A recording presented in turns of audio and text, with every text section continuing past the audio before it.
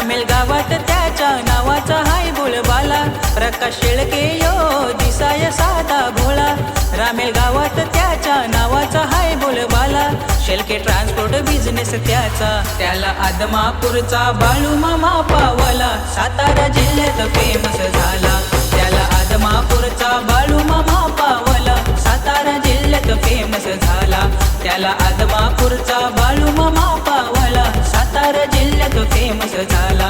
त्याला आदमापूरचा बाळू मामा पावला, सातारा जिल्ह्यात फेमस झाला.